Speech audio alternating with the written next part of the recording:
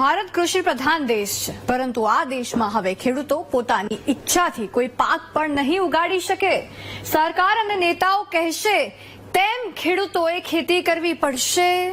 આવી વાત કોઈ કહે તો તમને માન્યમાં નહીં આવે, પરંતુ આપણા ગુજરાતમાં આવું થઈ શકે છે, કારણ કે રાજ્યના જળ સંપત્તિ મંત્રી આવો પરિપત્ર બહાર પાડવાની વાતો કરી રહ્યા છે. અહીં મુદ્દો સુરત જિલ્લામાં ઉનાળુ પાક માટે પૂરતા પ્રમાણમાં પાણી ન મળતા પરેશાન ખેડૂતોનો છે. ખેડૂતો પૂરતા પાણીની માંગ કરી રહ્યા છે, જ્યારે મંત્રી અને અધિકારીઓ કહે છે વધુ પડતા ડાંગરના પાકના કારણે પાણીની ઘટ છે. ત્યારે કેવી છે સુરત જિલ્લામાં સિંચાઈની સ્થિતિ, જોઈ લો.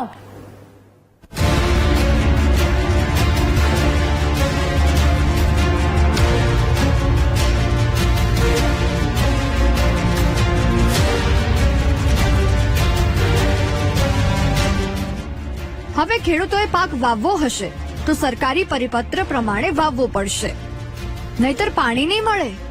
આવું અમે નહીં, પરંતુ રાજ્ય જળ સંપત્તિ મંત્રી મુકેશ પટેલ કહે છે. માન્યમાં ન આવતું હોય તો સાંભળો. અગાઉ પણ મેં વાત કરી હતી, સુગર મંત્રીના ચેરમેનો, બધી જ મંત્રીના પ્રમુખો આ મહિનાની અંદર મુખ્યમંત્રીશ્રી અને અમારા પાણી પુરવઠાના મંત્રી સાથે અધિકારી સાથે મિટિંગ રાખવાના છે કે આવનાર દિવસ આપણા માટે સારા જાય, પીવાના પાણીની તકલીફ ના પડે. તો એના માટે જેની પાસે આપણી જમીન છે એની 50% જ ડાંગર બનાવી શકે, 50% બીજું પાક બનાવી શકે. આવો અમે પરિપત્ર કરવાના છે. મુદ્દો અહીં સુરત જિલ્લામાં સિંચાઈના પાણીનો છે. ઉનાળાની શરૂઆતમાં પાણીનું રોટેશન ખોરવાયું, જેના કારણે અનેક વિસ્તારના ખેડૂતો પાણીથી વંચિત છે. ખાસ કરીને કાકરાપાર, જમણા કાંઠા, માયનર નહેરથી પાણી નહીં મળતા નહેર ખાલી છે. પાણી ન મળવાને કારણે બરબોધન, ભાંડુર, ઓરમા, કુદિયાણા સહિતના 9 જેટલા કાંઠા વિસ્તારના ખેડૂતો પરેશાન છે.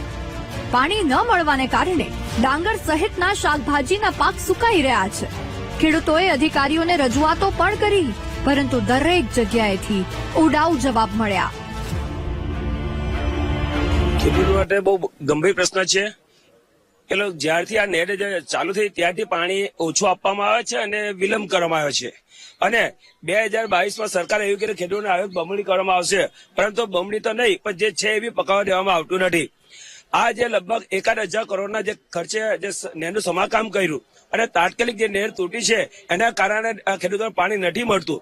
આજે છેલ્લા 5 વર્ષથી ઉકાઈમાં પૂરતા પ્રમાણમાં પાણી છે, છતાં પાણી નથી આપતા. આ કયા કારણસર નથી આપતા એ મને સમજાવતું નથી.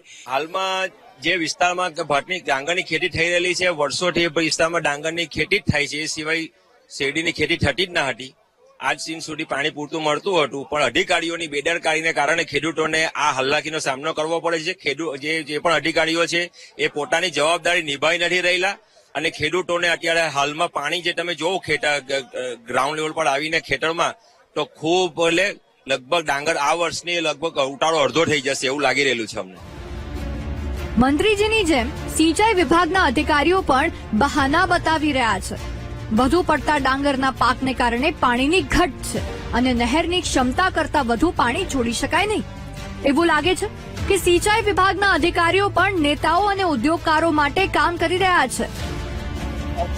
આ વસ્તુ કેમ પ્રોબ્લેમ ઉભો થાય છે? આપણા વિસ્તાર છે, ટોટલ શેરડી બરાબર થતી નથી, એટલે ડાંગરનો વિસ્તાર છે અને ડાંગરના વિસ્તારમાં કન્ટિન્યુઅસ પાણી જોઈએ. અમે ઝીરો પરથી નહેરના ઝીરો HR છે ત્યાંથી 3560 ક્યુસેક પાણી આપીએ છીએ અને 3560 ક્યુસેકમાં આપણા ઓલપાડ અને રાંદેર વિસ્તારમાં 1750 ક્યુસેક પાણી આ સાઈડ આવે છે અને એકલા રાંદેર સબ ડિવિઝનને 450 ક્યુસેક પાણી આપું છું.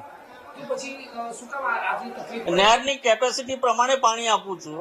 એનાથી વધારે કેપેસિટી નથી, એનાથી વધારે પાણી આપવા જાઉં તો નહેર તૂટી જાય એવા પ્રશ્નો ઉપસ્થિત થાય. એટલે આ સમય સોલ્યુશન છે.